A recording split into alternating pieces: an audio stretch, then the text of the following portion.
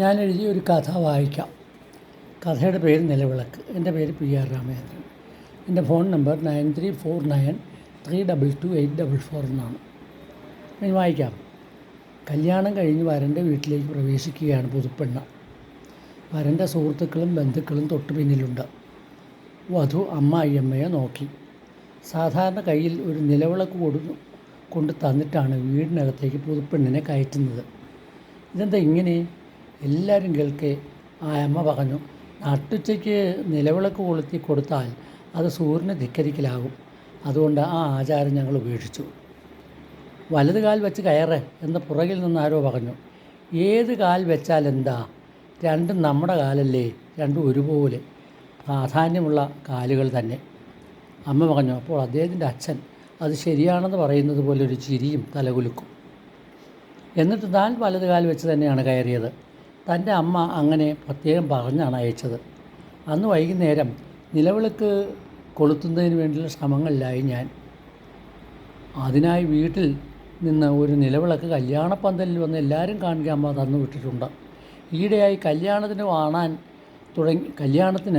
കാണാൻ തുടങ്ങിയ പുതിയ ആചാരമാണിത്. ഇങ്ങനെ ഓരോന്നര ആരെങ്കിലും തുടങ്ങും, പിന്നെ അത് ആചാരമാകും. ഇപ്പോൾ ഹൽദി മഞ്ഞൾ കല്യാണമാണ് താരം. ഇനി അത് ആചാരമായിക്കൊള്ളും. വിളക്ക് ഒന്നുകൂടി മിനുക്കി ഭംഗിയാക്കി കൊണ്ടിരിക്കുന്നതിനിടയിൽ അമ്മായിയമ്മ വന്നു. മോൾ എന്താണ് ചെയ്യാൻ പോകുന്നത്? താൻ അമ്മയുടെ മുഖത്തേക്ക് നോക്കി. ആ മോൾ വിളി തൻ്റെ ഹൃദയത്തിലുടക്കി. സന്ധ്യാസമയത്ത് നിലവിളക്ക് കൊടുത്തണ്ടേ? വിക്കി പറഞ്ഞു. എന്തിനാണ് മോളെ ഇതൊക്കെ? നോക്ക്, നമ്മുടെ വീട്ടിൽ കറണ്ടുണ്ടല്ലോ. തൊട്ടരികിൽ നിന്ന ഭർത്താവ് തലകുലുക്കി ചിരിച്ചു. ആ സ്വിച്ച് അങ്ങോട്ട് ഇട്ടാൽ പോരെ, നല്ല വെളിച്ചം കിട്ടുമല്ലോ. അമ്മയും മകനും ഒറ്റക്കെട്ടാണെന്ന് തോന്നാൻ. എന്തായാലും വീട്ടിൽ മൂത്തവർ ആരെങ്കിലും ഉണ്ടാകുമല്ലോ, അവരുടെ കൂടെ അഭിപ്രായം അറിഞ്ഞിരുന്നെങ്കിൽ. വിചാരിക്കാത്ത താമസം കഷണ്ടിത്തലയുള്ള ഏകദേശം 80-ലേറെ പ്രായം തോന്നിക്കുന്ന അദ്ദേഹത്തിൻ്റെ അച്ഛൻ വന്നു. അദ്ദേഹത്തിൻ്റെ മുഖത്തേക്ക് ദയനീയമായി നോക്കി അദ്ദേഹം പറഞ്ഞു, എന്തിനാ മോളെ നല്ല വെളിച്ചമുള്ളപ്പോൾ നിലവിളക്ക് കൊളുത്തുന്നത്? പഴയകാലത്ത് കറണ്ടുണ്ടായിരുന്നില്ല, അന്നിത് വേണമായിരുന്നു. ഇന്നിപ്പോൾ അതിൻ്റെ ആവശ്യമില്ലല്ലോ. കറണ്ട് പോയാൽ തന്നെ എമർജൻസി ലാമ്പുണ്ടല്ലോ. 3 പേരും ഒറ്റക്കെട്ട്. ഒരു കുടുംബത്തിന് അതല്ലേ ആവശ്യം. മറുത്ത് മറ്റൊന്നും പറയാൻ തോന്നിയില്ല. ഇവരോടൊപ്പം ചേരുക തന്നെ.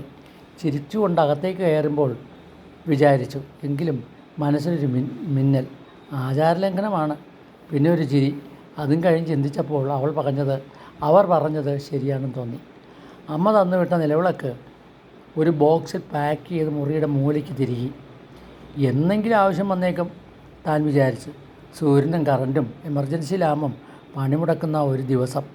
ആ ദിവസത്തിനായി കാത്തിരിക്കാം. ഇതാണ് കഥ.